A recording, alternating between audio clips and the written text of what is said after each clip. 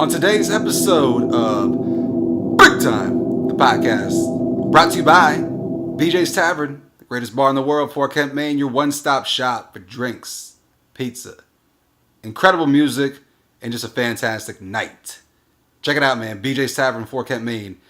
We are joined today by Aaron Dumond, class of 2000, former Fort Kent Warrior, on Big Time. Let's go. I'm on my way, I'm making it. Big time. Big time. I've got to make it show, yeah. Big time. Ladies and gentlemen, welcome to another round of Big Time, the podcast, brought to you by our presenting sponsor, BJ's Tavern, the greatest bar in town. Go check it out. On today's episode, this is episode 7. We've got another Fort Kent legend in the building. Ladies and gentlemen, Aaron Dumond. What up, what up? Aaron Dumond on the podcast. Aaron, say a little something real quick. Say something to the crowd.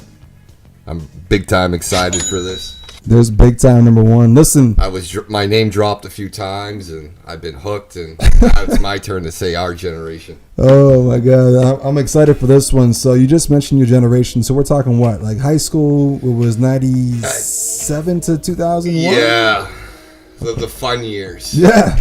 So the in between the Ryan Martin years and the golden years of the coming down the mountain years, basically, in sports.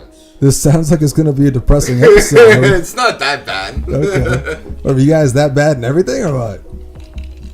Yeah. We're usually out in the first round in soccer. Basketball, I played 2 years of varsity. We won 8 games. Ooh. We had one good year in baseball. That was our junior year. But other than that, we, cellar dwellers. That bad, huh? That bad. Well, we're gonna get there, but before we talk about the sad sounds like sad fucking high school years, let's take it back. But let's start off the episode. We start off every episode. Aaron, what are you sipping on tonight? A little vodka tonic with the lime. Holy shit, it's so good. The goose is loose. Yeah, I got the same thing going. We're coming live from the Dumond compound out here.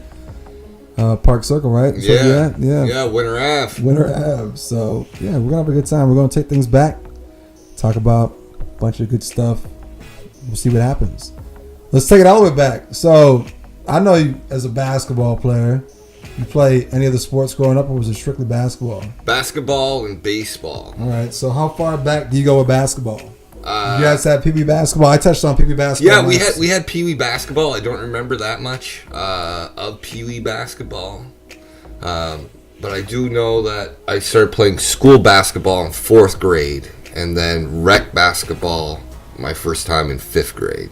Oh shit! Yeah, I was on the Braves, my 4th grade team. That was the elementary school team. Yeah. Yeah. We didn't even have, the Braves weren't even around no more. That must have been like a political thing. No, it was like the maroon jersey with the yellow trim. Yeah. Mr. McCracken. Shout out to Nova Scotia's finest. Mr. McCracken. That name sounds familiar. Yeah, dude. He did a student teaching at Fort Kent while he was trying to become a teacher at the university.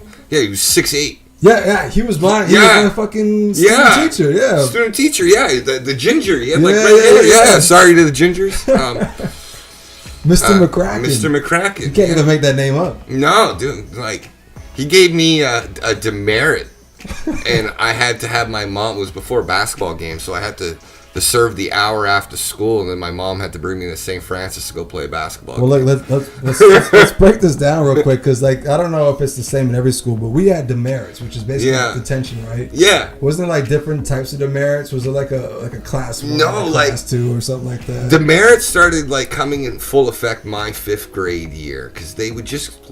Teacher would write your name on the board, give you a check mark. Yeah, that was check 15. marks. Yeah, that was 15 minutes after school. If you had 4 of them, that was an hour after school. I never got to 4. They would just throw me out of the class. That bad, huh? Yeah, well, If it was boring.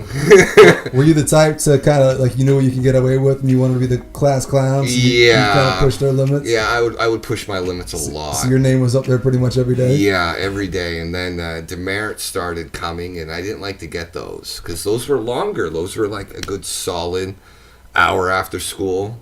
I loved Don Murray and everything, but I didn't like hanging out in his classroom from 3:05 to 4:05. You got better things to do. Yeah. He made me read books. Did you have like any specific teachers that you like just one solid year where you did not get along with that teacher? Because it was the same teacher like up till grade 5. You had the same teacher for every class. No, we would swap. I was in Mrs. Boucher's class. Shout out to Mrs. Brenda Boucher. There you go. Big time shout out. Excuse me. She scared me. Oh, dude, I loved her.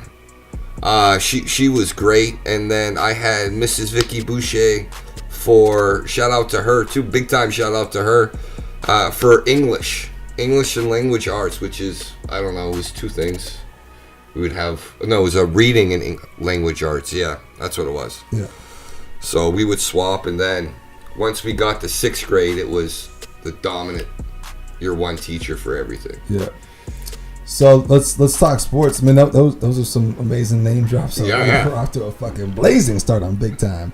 So you mentioned rec basketball. Who'd you play for? What team were you on? I played for the Bucks. What color shirts were those? We were the blue team. Blue team. Yeah, I was on Ben Raymond's team. Holy shit! It was nice. You guys must have been the best duo at the time. Oh, it was unbelievable. So Ben Raymond's been brought up a couple times so far by different people. Give us like Ben Raymond in a nutshell in rec basketball. What kind of player was Ben Raymond? Ben Raymond was a freak of nature. Besides being, he was like 5'10". In 6th grade, he was ridiculously tall. Left-handed, explosive, fast, yeah, and the best ball handler on the court. So obviously, all the plays were run towards him. So, but when he would miss, I was on the block, so I would just get the rebound and put it up. So Charles was right. Ben Raymond, absolutely, hands down, was the most freakish, athletic guy I've ever met in my life. Yeah. He was throwing like 70 miles an hour as a baseball player, too. And he was wild. Yeah. So we'd have batting practice, and everyone was afraid to go. Yeah. No, we're going to wait.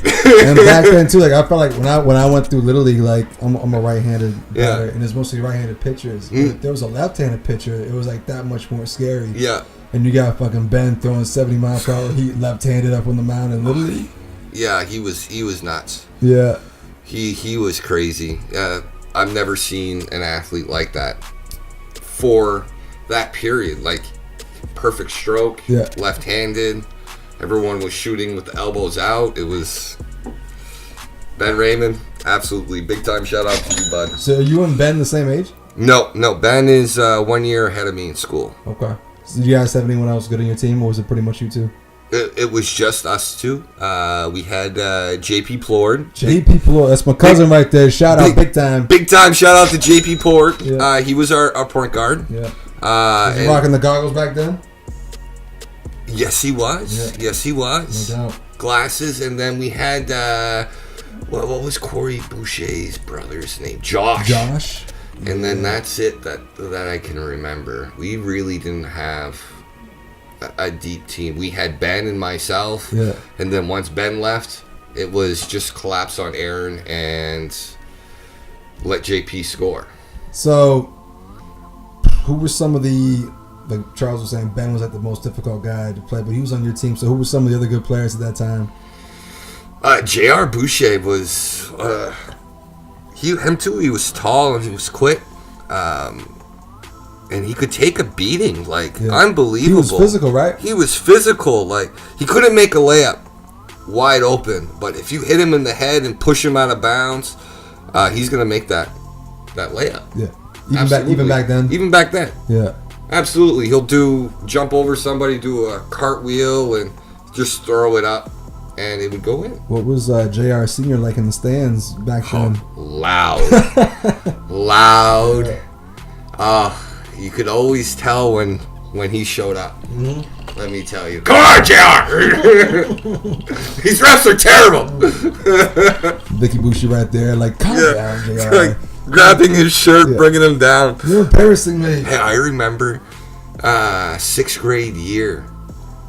We were playing like JV teams. Yep. And Russ got out of control, and Vic was like grabbing onto his shirt, like, "Hey, you need to sit down and like calm down." Yeah. And the ref stopped the game and had a talk with him. Yeah. I remember him like at high school games when you guys were in high school. I just remember him in the crowd just being loud, fired up, just Oh, good times. good time, good time, for Good time, sure. big time, big Big time, good time. Did you guys have the Aroostook County tournament you guys went to, like, as part of rec basketball, where they kind of put together a all-star team? Yeah. I was on Charles's team the year that I made it. Yeah. I was on Charles's team. Sean Caron, J.R. Boucher. Who else? Nick DePrey, John Boucher, Brenda Boucher's son. Yeah. The youngest, yeah. Those we ended up getting smoked by Caribou. That's a bad draw for the first game out there. Caribou had a little Richmond kid, and then Ryan Corrigan, and those were like their two young stars. And then Richmond, his dad worked for Loring Air Force Base, and then when they shut that down, he moved. Yeah. So I never faced him afterwards. Yeah. But when Wade McLaughlin, big time shout out to him, That's Coach the Wade. first time he's been name dropped. Oh, Wade big time McLaughlin. shout out to Eddie Munster, Holy Wade shit. McLaughlin. I miss you, bud. Yeah. But he was reffing, and what he would do is he would handpick certain players, and he would take them down to a tournament in Bangor to represent Aroostook County. And so you were able to play against Bangor, Hampden. You played a lot of good teams. Did you go down? Yeah, my 8th grade year. All right. So Yeah. You remember? It must have been a shock. I'm guessing playing like all these bigger Oh, schools. it You was played good. against anyone in particular? We had we played up against a few. Nick Cantor Medley. We had the luck of the draw of playing Portland's 7th grade team, and Nick Cantor Medley was like the star of this team. Real quick, let's just give everyone a little. For those that don't know Nick Cantor Medley, I don't know where you've been, but Nick Cantor Medley is probably the best player that the state has produced in the last 20 years at least. Went to Maryland, all ACCs, 6'8", all ACC like first team. Now he's making $1 million a year over in Europe. Real deal. Just killing it. Like Maine's most successful basketball player. Yeah. Other than Jeff Turner, but he was just Yeah. But yeah, he is definitely props to him.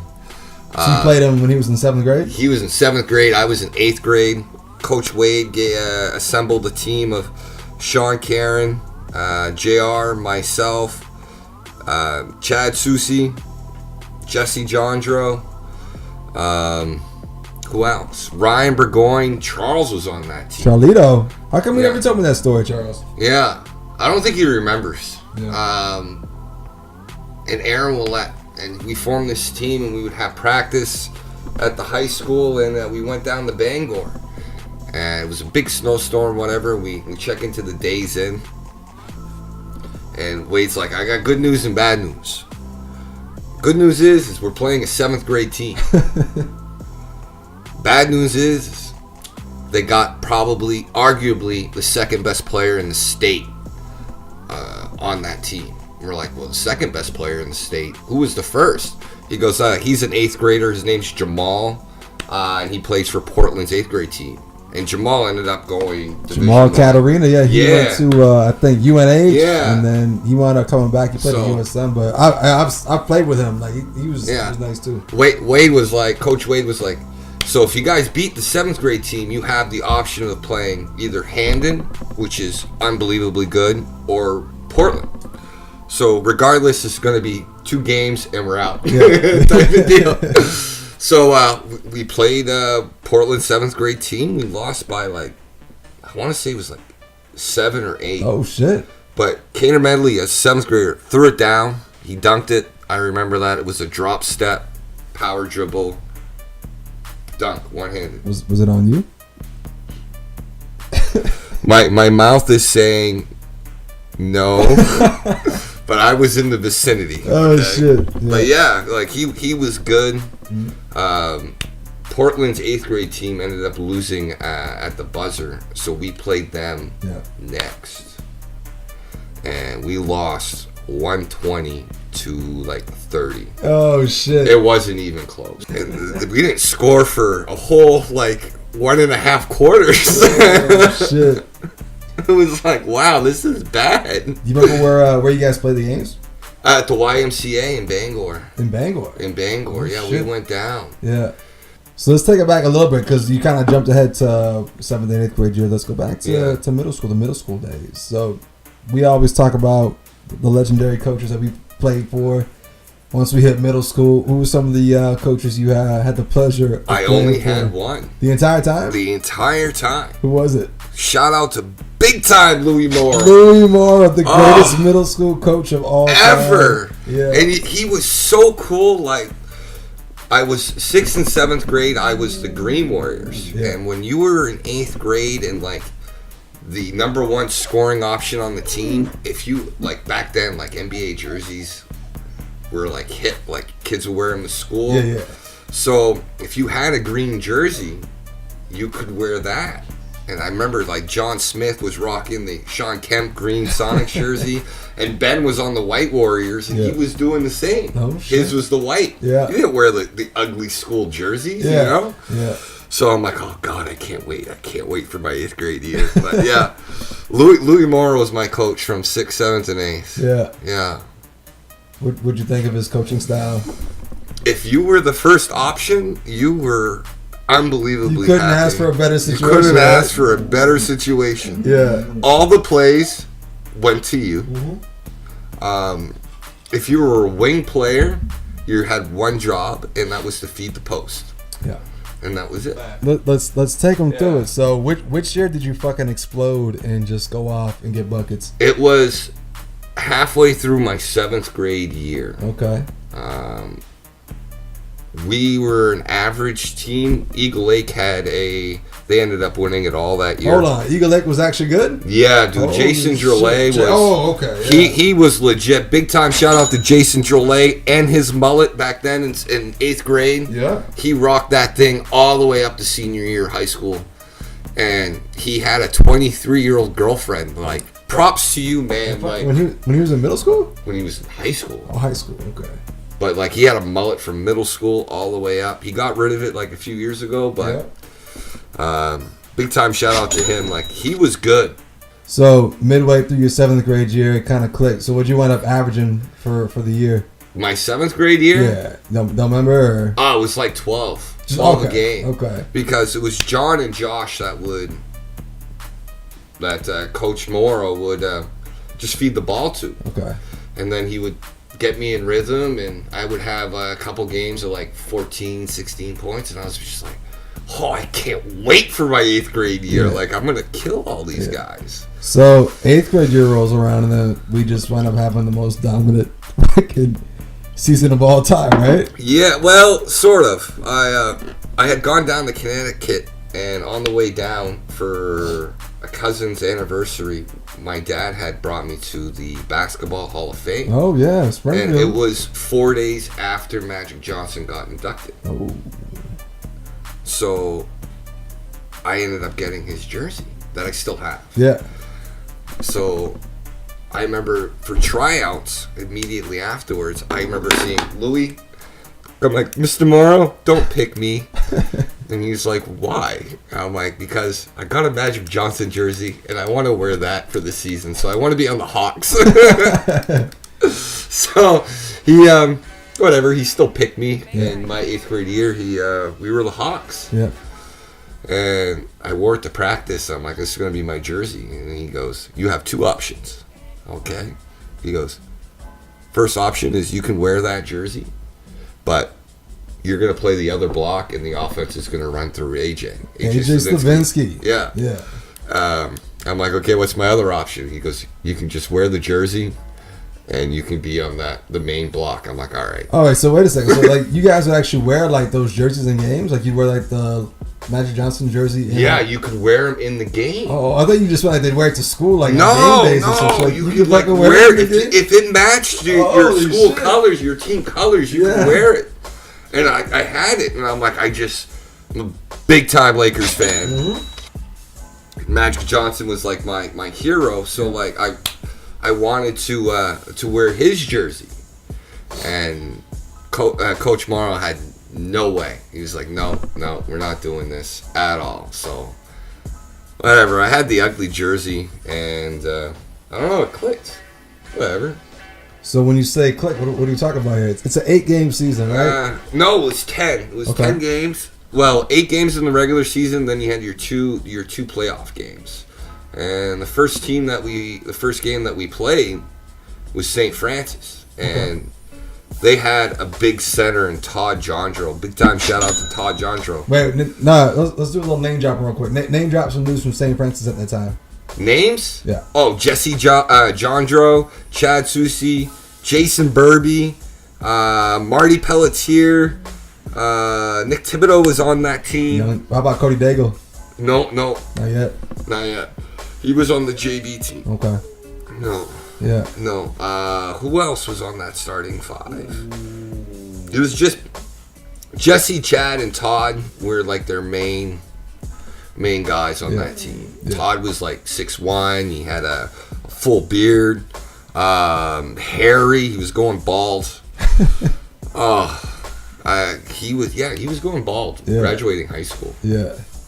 So weird. That was St. Francis. Yeah. So like you said, it clicked. It clicked. Let's hear what you mean by click. Well, the first half I had 7 points, and Coach Morrow was just like, Aaron, you just got to be like more aggressive. Like they're not going to be able to push you around. Yeah. Just if you're aggressive, you're gonna succeed, and we're gonna win. Yeah. So I had 7 points, and then the second half I ended up finishing with 41. And I'm like, you know what? You're right. So I get home from the game, and JR had just played Eagle Lake. Yeah. So like I remember JR had just got done playing the Lakers, and he was like, yo, bro, I had 40. Oh. I'm like, dude, well, I know guys are putting them numbers like that. I'm like, oh yeah? I'm like, I just got this, and we got the W. And he's like, all right. Well, we play you in like a week. So see you in school tomorrow, click. And so when JR and I played like a few days later, JR had like 21, but like I dropped 40 on him. Back-to-back 40 points. And Russ was mad. He went up to the scores table after the game, and he grabbed the scorebook and he goes, "Ja, you, as if you let him score 40. It's terrible. He only has one move. Like, make him go left." Yeah. Wait, so were all your points like just like turn around, like drop step layups type shit? Yeah, a little bit of hooks off the glass. All right, so I know you was a shooter, so like you weren't taking jump shots. No, because I was always tall, so I was never allowed to be a guard. Yeah. So back-to-back 40-point games to start the season. What'd you finish with for the season? It was like 442. I finished with. Jeff Drolet, man, he scored a lot of points. Yeah.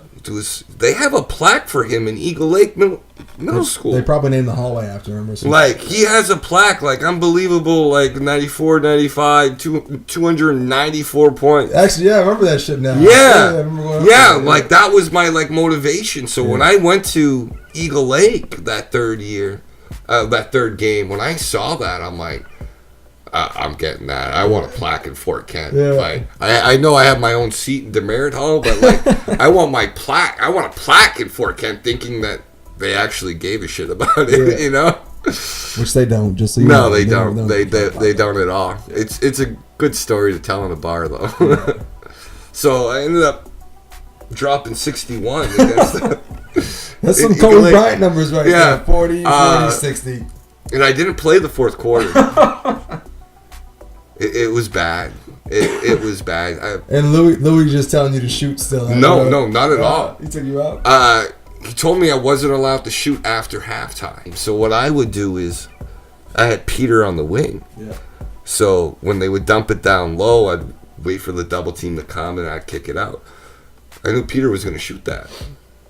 And so I would just get the rebound and put it back up. And So yeah, so Louis just had enough and took me out of the game. I'm like, come on, Louis, like I want to like really score. Yeah. And he's like, you've done enough. And so I asked Jen Vizin was keeping the book for us, and I asked him like, how much do I have? She goes, you got like 61.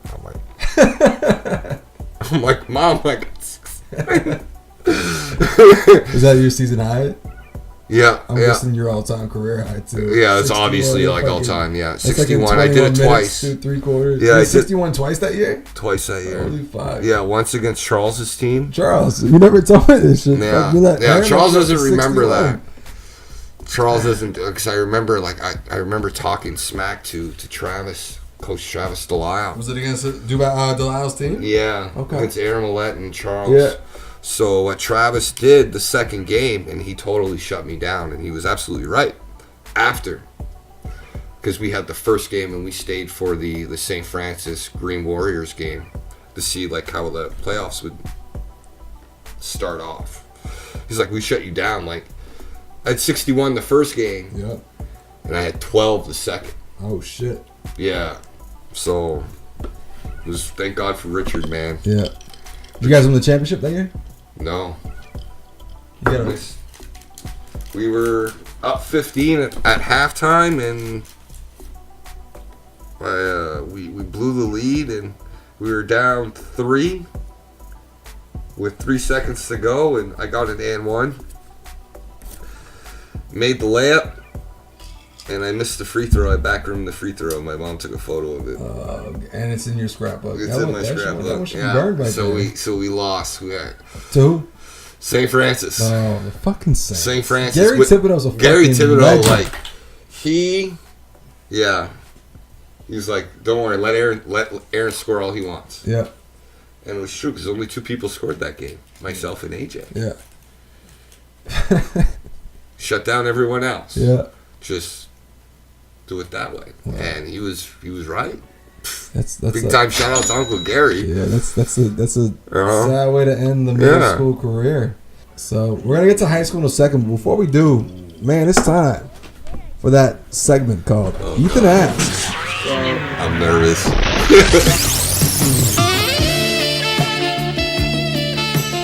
This is Ethan Raymond back with Ethan Asked Big Time Questions. That's pretty intense. I'm going to roll with that, though. I kind of felt good coming out. So, first question. If a genie pops out of a bottle right now and says, Aaron, I'm going to shrink your beak back to a normal size, but you have to trade it for Sean Cameron's forehead. Do you take the deal or not? Wow. That's pretty deep right there. That's deep. Man. Holy shit, Ethan. I don't know. I don't think I could handle having Sean's forehead. I'm gonna keep my nose, man. Yeah. Like it kind of defines you. It defines me. It's always the first thing that gets hit. You know, I think I came out of the womb that way, so just pulled by the nostrils. But yeah, I can't. There's no way I can have Sean's. What is that? 5-finger forehead? Yeah, not even a forehead. It's like a 5-head. 5-head, exactly. Sorry, Sean. Yeah. So you're gonna keep the beak. Yeah, I'm gonna keep the beak. Beak. All right. Yeah, that's a good question, Yeah. Ethan. I like that question. Even I was sitting here like, damn, like that's deep, question. man. What do That's I do? deep. Yeah. So let's transition to high school. So you came up right after probably some of the best teams ever from Fort Kent, right? You came up right after Ryan Martin, Corey Thibodeau, Lon Berthium. They made the tournament for like 3-4 years in a row. You came in like as soon as they graduated, right? Those were dominant teams. Like I remember my like 8th grade year going to the high school games, and there'd be a line out the door. Yeah. The stage was packed. Like I think there was like the 14. band was booming. Had a great band. The band was cheerleaders. booming. They had the cheerleaders before they got caught for drinking. So you came in freshman year would have been what, 97? Yeah, 96, 97. All Yeah. right, so you came in the year Ryan and Corey graduated. All right, so when you came in as a freshman, who would have been like the Lucas Levac. Okay. Yeah. Who else was in Lucas's class? Lucas was on that team. John Lozier. Well, for Lucas's class. Well, like just on those teams. So Lucas and John played together, right? Yeah, Lucas and That John. must have been a nice yeah. little backcourt. A couple little guys. It was a couple of little guys, both mouthy. Yeah. Like, oh, Yeah. they would talk so much smack, and they were good at it. You know. I feel like also, I think I got the time frame correctly. So I feel like after that, like we had the original version of Rudy Gobert and fucking what's the point guard from Spain that plays for the Jazz right now, Ricky Rubio. Yeah. I feel like we had Ricky Rubio and Rudy Gobert. It was Chad Fournier and Jason Drolet, right? They were like Rudy Drolet, yeah. Chad Fournier was like Rudy Gobert back in the Yeah. day, right? Fucking 6'7", like 6'7", like drop step dunks. Yeah. Could shoot fadeaways. Like he Yeah. was good. Yeah. And Jason Drolet with that mullet, Yeah. like that guy So, could shoot. Those guys were funny. So what'd you do freshman? Did you make JV team, varsity team? No, we had a JV team. Yeah. That ended up getting coach's award for For JV? for freshmen. Who was your freshman coach? Big time shout out to Eric Pooler. Oh. We had a good team. So when did you get on varsity? Was it just your junior year? My junior year, You yeah. didn't swing sophomore year or anything like that? No. So you played for Wade then, right? I played for Wade, my favorite coach of all time. Is he really? Oh, I love I just him. remember Wade. Like, I used to go to the college a lot, like growing up, and I don't know what his affiliation with the college was, but he was always in the gym, and he was just a fucking dick to all of us. Like he's just like a mean little guy. Yeah, he's once you got to know him, like Yeah. he's actually a really good guy, very knowledgeable. Like our freshman team, we weren't that good. Yeah. Like no offense to Coach Pooler, but we got dominated a lot. Yeah. We just played a lot of like terrible teams like Yeah. Van Buren and Limestone Right. and blah blah blah, to get us to that 8-8 record. But Yeah. when we went to JV, we had a really good team. Like I think we finished like 11-5, or we lost to Presque Isle twice, Madawaska twice, and then Holton once. Yeah. So like when I was a junior, like I was excited, Yeah. thinking like, oh my god, we're gonna have like, we can go to Bangor. Yeah. And that was always the goal. That was always the goal. Like So you came in to your junior year feeling good. feeling good. That was your first time on varsity. Yeah. So that team who would have been the seniors? Would have been Ben Raymond. Ben Raymond, Josh Karen, Mitch Daigle. Oh, I remember Mitch. Yeah. Yeah, he was a beast down Yeah, he was good back in the day. Yeah, man-child. Yeah. He was good. Jason Drolet. Jason was a year ahead of you. Yeah. And then you would have had JR in your class. Yeah. Sean, myself, Mitch Wakeham. Mitch moves. Wakeham, yeah. Oh, Jeremiah Delisle. Yeah, we haven't even fucking mentioned mine. Yeah. Was he your year? Yeah, he was a class? year ahead of us. Oh, you're ahead of you. Okay. Yeah, like big time shout out to Jeremiah Delisle. He was on that team. My fellow airman right there. Shout out to Yeah. the United States Air Force, Air National Guard. Absolutely. The modern day, well, he was Stifler before Stifler became famous. Hey, we would get blown out by like 50. Yeah, so let's talk about that because like you name drop a lot of dudes. Like you guys had a lot of solid players. So like, what'd you wind up finishing with for a record your junior year? 5-13. Holy shit, man! Yeah, That bad. we lost a lot of close ones. We lost the game to. But I mean, like you guys were playing good teams. Like you guys were playing Yeah, we were Caribou, Class who had B. like who Caribou had? Caribou had James Sam, James Sam, Chris Blanchette, Ryan Corrigan. correspondent Shet's Clover Hill. Yeah, big time Clover Hill Yeah, alum, man. yeah. Shout out to him. He was my neighbor at Clover Hill. You had Chris Funk's brother, Dan Funk. He was pretty good. So Caribou was solid. Caribou was Presque solid. Isle was always good. Presque Isle was always good with the Holton- Casamance. Holton was had going- 4,000 point scorers. Yeah. Willie Sleeper and them boys. Willie Sleeper, Frank DeStefano, Ruben Thomas. And So let's dive into the rivalry. Okay. So who was at Madtown when you were going through? that was You the same age as Coop. same age as Coop. So your junior year would have been Clavette's senior year. Yeah, Colette senior year. They had That would be Andrew Clavette. Yeah, the Ben Marshall, Guy Michaud, who was very underrated. He was good. Like he was senior year legit when it was just Guy by himself because of issues with certain players. He just didn't give a shit. That's what his but he was issue he was good. He was fucking solid. He was solid. Yeah. Like he could. You weren't moving him off the block. Yeah. And he could jump high. Yeah. And he had long arms. Like he was good. He just Yeah. didn't give a shit. They had Rusty. They had Rusty, and yeah, Coop. Then you had That's all that matters. Yeah, who was the big guy though? Pennington. Pennington. Yeah, they were fucking solid. They were really solid. And it had Matt Rosnell roaming the sideline. Yeah, roaming the Matt sidelines. Rosnell came from Van Buren to Manhattan. It was like when Pat Riley went from the fucking Knicks to the Heat. Yeah, exactly. You got this big He Italian brought the coach roaming the swag. sideline. Yeah, swagged out on the sidelines. So he took a team that had all kinds of promise, and they just missed the big man. That's all they needed. Yeah. So what were the rivalry games like? Did you guys beat Madtown or lose to Madtown? No, we got smoked by. One game was close. We lost by like 7. It was 12. 12 points. 71 to 59. It's still close. Yeah, it was still Who was the highest scorer, just for shits and giggles? Well, I got to tell the backstory. All right, let's hear the story. Okay, we had a few gates in my quote-unquote gates or issues when I was in high school, and the first one was email gate.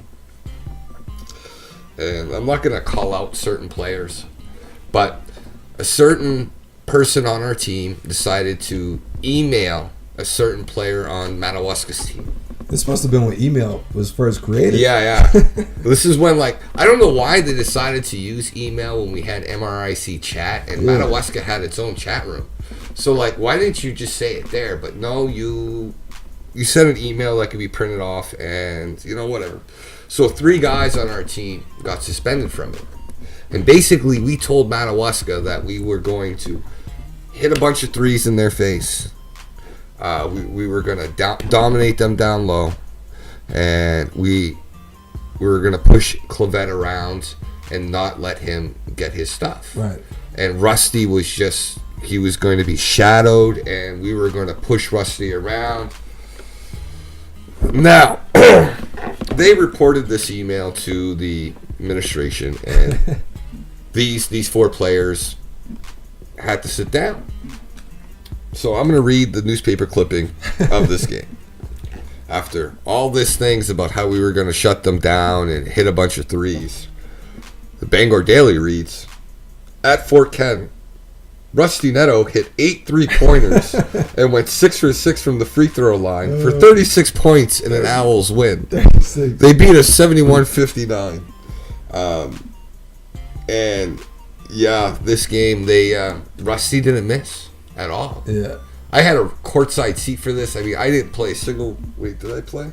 No, I didn't. I watched the whole thing like on a nice non-cushion pine seat. Yeah. So like he probably missed like 2 threes. Yeah. Like he was on fire. Like he would shoot. He was Swaggy P before Swaggy P was Swaggy P. Like he would shoot and he would do a little shimmer like and just stare us down. Yeah. Not even caring if the ball went in. Well, it obviously went in, but like he Mr. Cocky. Yeah. Unbelievable. Big time. And yeah, Madawaska was definitely a rival. Caribou was a rival. Yeah. My junior year, it was like our 4th game. And we were playing Caribou tight. It was like a 42-41 type of game. It was real close. We had like 30 seconds left in that game. And Jeremiah drives to the lane, does a spin move, and James Sam completely blew the coverage. Like, basically gave Maya a really uncontested layup. But Maya saw that Mitch Daigle was on the other block and crashed, so he went to go hand it off to him, and we turned it over. So they score. So now we're down 3. There's like 3 seconds left. Murph calls timeout. I'm like, hey Murph, I know I haven't played all game, but what you should really do, you should put in your 3-point shooters. We're down 3. Yeah. Murph's like, holy, Aaron, you're right. Yeah. So he starts naming off a bunch of people, and he goes, yeah, Aaron, you go in. I'm like, great, this is the first time I played. There's 3 seconds left. Been sitting for 31 I've been minutes. sitting for the entire game, like, this is awesome. So we take out the ball at half. And, well, 3/4 court, excuse me.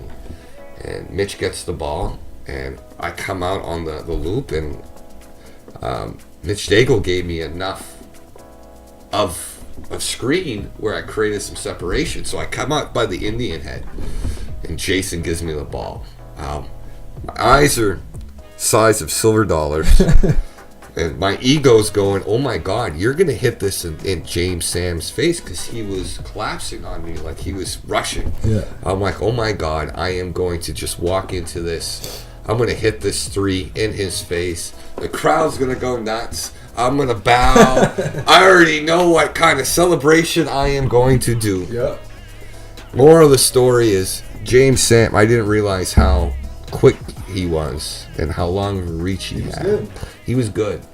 He swatted that ball. He hit that so hard, it was like a volleyball spike. It was like, and it was to end the game. Yeah, that was it. That was it. Horn Like, he sounds. swatted that, and I think Casey Boucher, big time shout out to him, because he still remembers this story. He caught it standing up like this, and he was like halfway up. Like, he emasculated me in front of maybe 100 people. It was a packed house. Like, That's crazy. it sucked. Here I was thinking, I'm like, oh my God, I'm gonna send this game into overtime. Like, it's gonna be like my first, like, real big time shot. Yeah. Never happened. Guess again. That was it. That was it. We're gonna get into another round of Ethan Asks on Big Time. Ethan asks big time questions. So round 2. Ethan asks.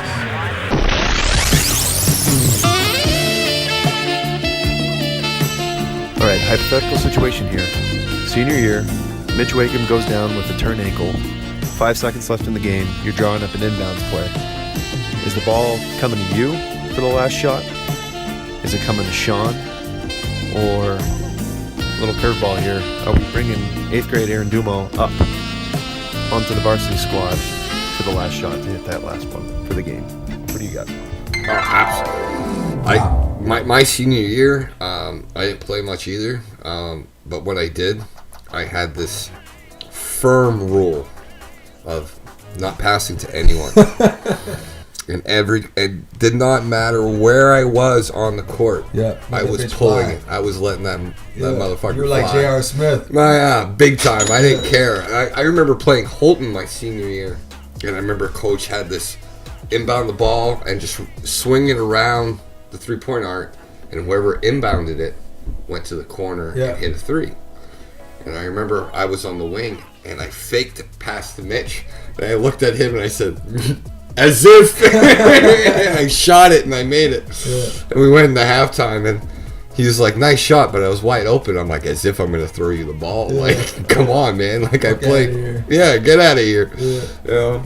But we, that was a good Holton game. That was our first game. And it actually was front page of the Bangor Daily. Fournette, he had like 13 that game. Yeah. Got the ball and hit a pop-up 3 and tied the game. So, whatever, next possession, we turn over again, but we fouled right away, and it was a 1-on-1. They made the first, they missed the second. So, Murph calls timeout, we do a nice inbound play, and it was going to go to Sean. So, Sean gets the ball and kind of like head fakes, pivots and all these things, and just throws it up, gets fouled, and it goes in. Oh, Sean the bomb. And Sean has hit clutch free throws against Holton in JV years to beat them. So when Sean goes to the free throw line, cash money, like, now we're up 2. So Lucas McGrary gets the ball on the block. Sean is guarding him. What does Sean do? Foul. That's what Sean Foul. does. That's what Sean does. Hacks the shit out of him. Yeah. Sean hit him so hard as he was throwing it up. Sean hit the ball into the basket, and it goes in. So now it's tie game, and the whistle was blown. And one. Yeah. There's half a second left in that old ass Holton gym. I love that gym though. But that the- was before the renovation. Yeah, before the renovation. Yeah. So it was all creaky. Like, you remember how ghetto like the bleachers were? Yeah. So this guy, this Lucas McGrary guy, who obviously had never been in a primetime moment like that, is dribbling the ball, and you can see his knees shake. Yeah. And when he got down low to shoot, you could see that his arm's shaking. Yeah. So, like, he's going to miss this. This guy's all shook up. He's doing his best Elvis Presley impersonation. Yeah. Shoots it. off the glass goes in. Oh. Game over. Thanks, Sean. Thanks, Sean the Bomb, for that. So we lost 70-69. We played them again at the end of the year in Fort Kent. Yep. They beat us 92-71. Ooh. What would you guys finish with for a record that year? 3-13. And that could We change the lost whole season. 8 games by 8 or less points. So you had mentioned earlier a couple gate situations. You want to talk about some other ones or what? My junior year, my how I really got to know Derek Cooper. We were always rivals and whatever. And we were playing Madawaska and we were losing 71. We ended up losing 71-45. Yeah. Have it right here. Yeah. So a particular player on our team, I go in, and a teammate of mine shooting free throws. So Coop's down low, and we're standing next to each other, and he goes, "Yo, bro, how come you don't play? Like, I know you can ball." I flat out said, I'm like, because coach is an asshole. Like, he just doesn't fucking play me, you know? So that ended up going to Kurt, which I don't think Murphy is an asshole. Like, I It was just you being a high school. it was just me being a high school thing immature, and immature, and I just wanted to play basketball. Right. So I remember like flat out, and Coop will tell you this, and he's like, I just thought it was the funniest thing in the world. He goes, if I would ever say that about Matt Rosingnaw, like, game over. Like, I'm off the team. Yeah. But Murph just didn't give a shit about me, and he just put me on the bench, and whatever. He can say what he wants. He's going to play like 5 seconds next game anyways. So which gate was that? That was Asshole Gate? Yeah, that's Asshole Gate. All right. And then my senior year, we were playing Caribou, and we lost 72-37. And what happened was there was like 45 seconds left in the game. Yeah. And student council that was running the concession stand, and my buddy Todd was coming back he had like 4 slices of pizza. It was like 30 seconds left in the game. Yeah. I'm like, hey Todd, can I have one? Man, I'm hungry. It's like 8:30, 8:45, like I'm starving. He's like, yeah, man. Hands me a slice of pizza. Keep in mind, I'm in full uniform, sitting during the basketball game. So I'm eating a slice of pizza, and there's like 12 seconds left, and Murph looks over at me and goes, hey Aaron, you want to go in? I said, not now, coach, I'm eating a slice of pizza. Holy boys, he was fuming. He was fuming mad. Did he pull you aside after the game and talk to Oh, you? absolutely. So we go into the locker room, and everyone's like all sad, and because we all knew we're smacked. Yeah, we all knew we were. What are we? We were 1-8 at that point. Yeah. So like we knew our season was over. So after Murph was done, I'm like, I don't know why you guys are all fucking sad. Like, we have a game tomorrow, and I don't have to wash my jersey. Yeah. You know, and so Murph let me have it. Like, holy boy. So I didn't play for 2 games afterwards. That was what, Pizzagate? Yeah, that was Pizzagate. Holy Like, shit. I was mad because we had some games, like the Van Buren game was the next game, and we led from tip-off to buzzer. We led the entire game, and we lost. Yeah. You know, it was bad. Yeah. So when they came to Fort Kent, Murph was just like, he was just fed up because we were 1-10. Yeah. And he was just like, I'm done. So you guys, just play pickup. You're not going to run any offense. All right. So the game you guys played pickup. Play pickup. Bengal Daily reports. Fort Kent, 107. Van Buren, 75. Aaron Dumond contributed 12. Contributed 12. I played 12. 2 point. No, don't close that. Oh. Don't close that. What I missed? No, it says that I hit 5 shots. Yeah. Okay. Have you ever known me to make layups? Nah. It's jumpers. It's corner threes. Yeah, those were all 3s, but I had 3 of them where my foot was on the line. The Bangor Daily just fucked you over. Well, no, it wasn't Bangor Daily. It was just my foot was on the line for 2 of them. 2 of them or 3 of them. So Murph is like, oh my God, I have a breakthrough. Like, look what these guys did. Aaron Dumond's coming off the bench in 2 minutes, who scores 12 points in the first half. Yeah. So, I'm not going to play him. the second half. So Murph's like, I'm on to something. That's what I'm gonna do. And shout out, I just looked at the box score. Shout out to Charlito. 2 3-pointers for 6 points. I see you, big bro. Yeah. So what does Murph do? He goes, we're playing Prescott the following day. After scoring 107 Triple digits. in a high school game, Yeah. Prescott beat us 120 to 40. And kind of just crushed Murphy's fucking Oh, we big lost plan. bad. Yeah. We All lost right. bad. That went out the window just like that. That went out the window. Like I thought I kept that newspaper clipping. So what did you guys finish with for record senior year? Senior year was 3 and 13. 3 and 13. 3 and 13. God, that was terrible. Let's get to our last round of Ethan Asks. Big time questions. Big time questions.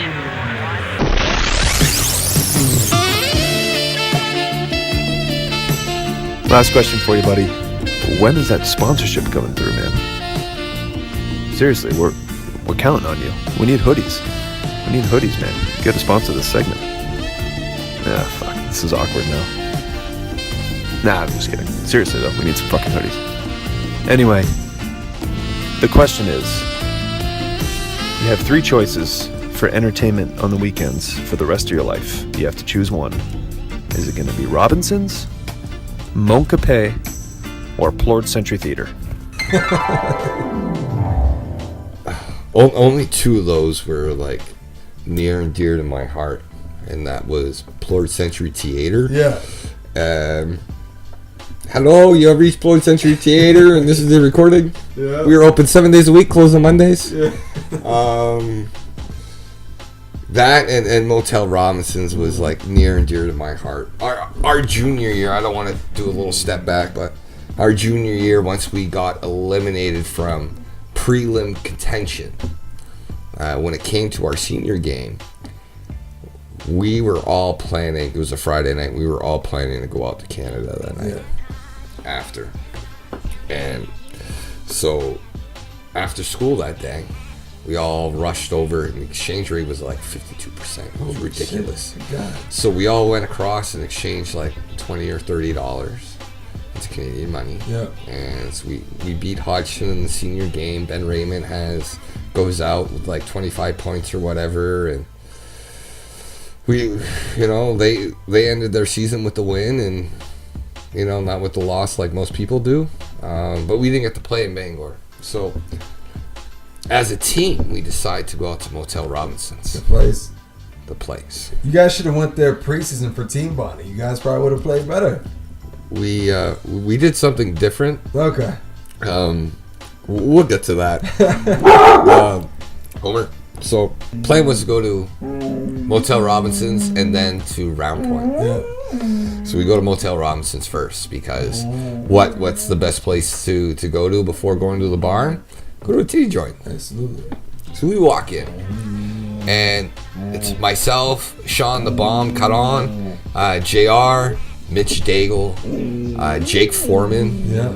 They wanted to basically give the reins of the captains to the next guy. Yeah. And so what they did was they put JR Boucher up on stage, and they got a woman with a bigger nose than mine to come out on stage and give him a lap dance. Nice. And she came and she dumped a bucket of ice on his crotch, and then she sat on it and she kind of rode him, and that all melted like on his crotch. So he had a big wet spot. Yeah. And it was just funny because JR was our team captain the next year, and it was a nice passing of the torch. Yeah.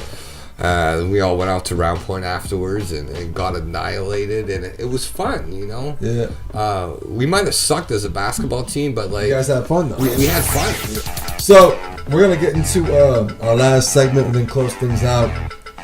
Charlito Wonders, big bro Charlito.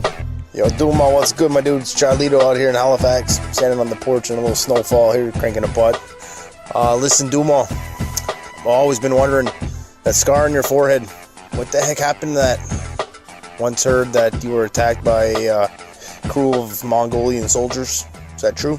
So, where's the scar come from? That's a great question from Charlie. I was living in Florida, and it happened April 20. Mm-hmm. Apparently, remember the date and everything. Yeah, I remember the date and everything because it was of what we were doing. We're celebrating a holiday. Okay.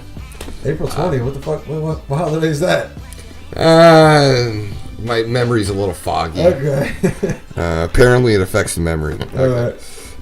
It's hot as balls. It was muggy. Yeah. So what we would do is we had 2 balconies, one in the front and back, and we kind of were facing the ocean. So if you leave the sliding doors open, you would get a breeze. Yeah. So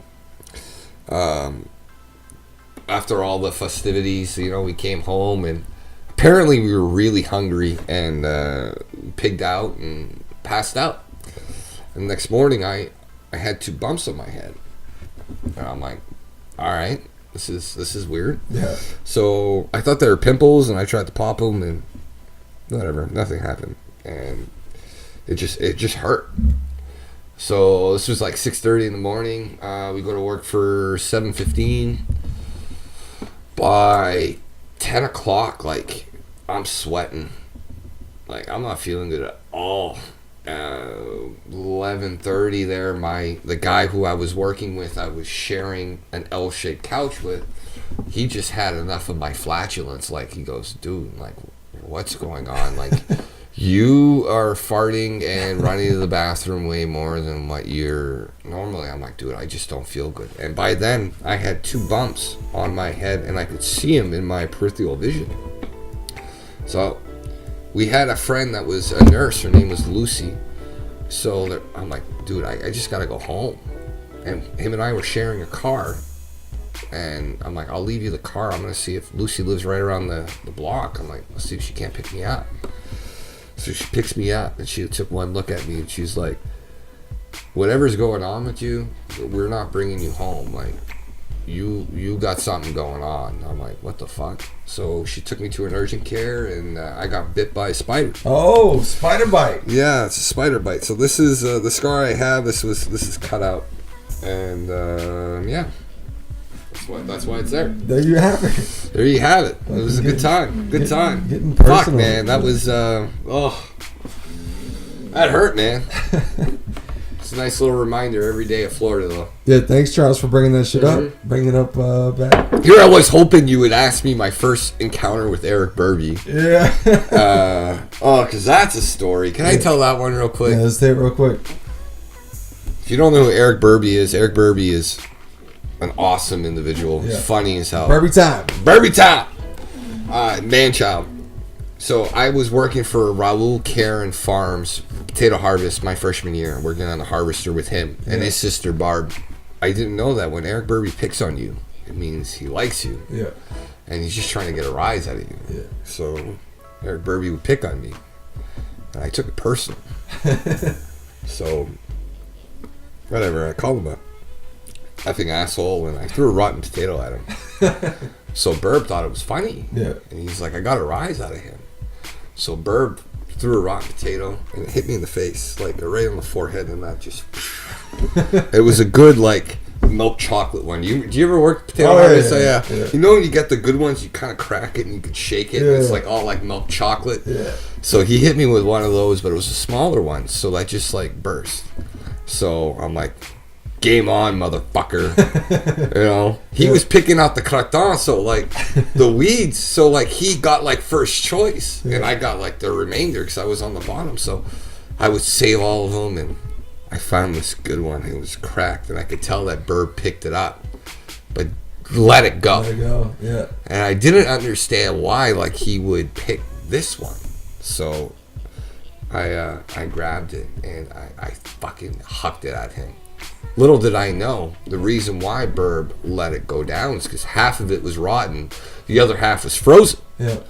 So when I fucking hucked that at Burb, that hurt. Yeah. That had to have hurt. Absolutely. So Burb, I used to run cross country running, and I was good at it, and Burb would call me track star. So when I hit that, it kind of, Burb won't admit it, but I think it kind of like hurt a little bit. Yeah. So Burb was just like, That's it. You're fucking dead, track star. You're fucking dead. Yeah. So, and he kept saying it for 4 hours. Like, this happened in like 2 or 3. And we worked until like 7 or 8. And like, I'm fucking nervous there. I'm sweating guns. I got this big man child, 18-year-old, whatever. He's going to whip my ass. So I'm like, keep coming, motherfucker, dude. I run cross-country running, like, let's go. Like, I'm going to outrun your ass. So I would keep on throwing raw potatoes at him. Yeah. And that would just irk him more. So he saved a bunch. So right when the shift got done, I didn't even wait for Dale Caron to stop the tractor. I just jumped off the harvester and I beelined it to Nick Marquis' pickup. Yeah. I never knew how fast Eric Burby was. Fucking chase you down. Dude, he is deceivingly fast. Yeah. He Like a caught linebacker. me. He jumped off the harvester, off the dangerous end. Yeah. And like he got into a little bit of trouble for that. Not for what he did to me. Yeah. So I am running and he caught up to me and he kicked my legs out from underneath me. I face planted, scorpioned right into a freshly plowed potato field. Eating shit the whole way for like 5 feet or whatever. And then he jumps on top of me and puts me in the Burby. You know what the Burby is? I've heard. It's Yeah. fine. Charles put Burby in the Burby. Yeah. It's my favorite Charles Bard moment. But yeah, and then he jumps on top of me and I knew what he was going to do next. So I rolled over and he was going to rub a rotten potato in my face. So instead, he dumped it all over my hair. All over the sides of my face. He tore off my shirt and just covered me with it. And my friends who I was getting a ride with wouldn't let me into the car with them, so I had to sit in the back of the truck. And the potato harvest, that's cold, Yeah, man. it's fucking cold at that time. I was so mad. I was Yeah. so mad. That's what you get for fucking with Burby time. That's what I get with fucking with Burby time. Yeah. Like his saying, you fuck with the bull, you get the horns. Exactly. You know. Shout out to Burby time. We're gonna get Shout out to on here. Burby time. We'll dude. get him on here at some point. Oh, it's his laugh. It's contagious. It is. Yeah, it's fucking charming. So, 2 things before we get up out of here. My question for you is, when you die, which basketball jersey do you want to be buried in that you played in? You gonna go with the Hawks jersey from your 8th grade year? No. Playing for Murph was a dream of mine for a really long time. He was like varsity blues. Yeah. Okay. Coach Kilmer. Yeah. That's what Murph was. Yeah.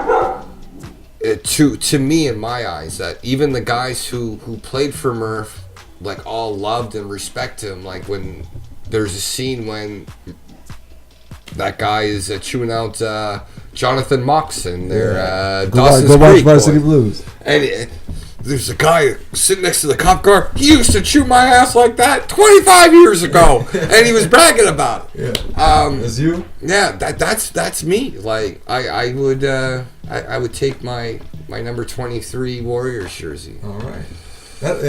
You know what? I'm gonna give myself a shout out because that's actually a really good question. I should ask everyone. Yeah, What dude. jersey would you get buried Yeah, in? absolutely. Shit, that's a fucking great good question. Fuck. Like, don't get me wrong. Like, I love playing for Wado. Wado is my all-time favorite coach for basketball. Damn, that's a new segment. What jersey Yeah. you getting buried in? Fuck, we just What created a new jersey segment. you getting buried in? That's a great.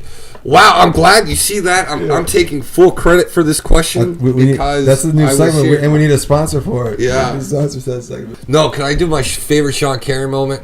It's got let's get it to it. Let's get to the Sean Caron. Okay, Sean, I'm not gonna bring up anything that will incriminate you for future or anything in life. So I'm just gonna bring up going down to Camp of Champs.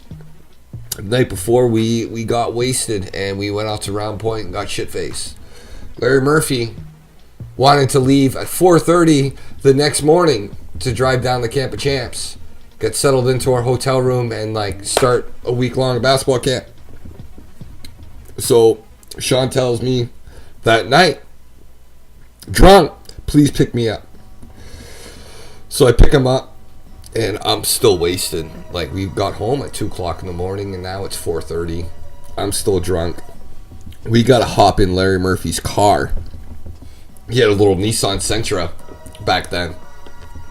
And I'm like, oh my God, like, this is tough. So I pick up Sean, and we're running a little late. So, like, I'm coming down South Pearly Brook. South Pearly Brook, And shout out. I'm cruising. I'm going pretty fast, like 70, 80 miles an hour. And Sean Karen lets out this blood-curdling scream. Like, but it was so high-pitched. Like, I was so scared that I slammed on my brakes. And we legit went sideways down South Pearly Brook. And Sean Karen is laughing his ass off. Yeah. Like, I was just making sure that you're still awake. Wow. I'm like, you're a dick, dude. You just gave me a heart attack. Now I gotta go sit in the car there. Like, we're still drunk. We gotta go deal with Murph. Like, That's not care for you right there. yeah. Shout out Sean the Bomb. Hopefully coming through Yeah. very soon for an episode. Yeah, Sean Karen should be on his way over here now, little dick. I think he's just scared. Aaron, thank you for coming through on Big Time. Dude, I love this. Thank you. Yeah, it's Wish you the best of luck in this. We're gonna keep it going. So Aaron's been one of the big fans from day one, truly believing in us. So hopefully we get some fucking sponsorship dollars out of Aaron. Here. You're gonna get sponsorship dollars, but I think it's just gonna be in hoodies and not in, that's fine. Aaron's gonna sponsor not in the clothing airtime. line. Yeah, that's fine. We'll take whatever we can get. Thank you for listening. With that, do the Humpty Hump. Do the Humpty Hump. Yeah. Yeah, we'll see you next time.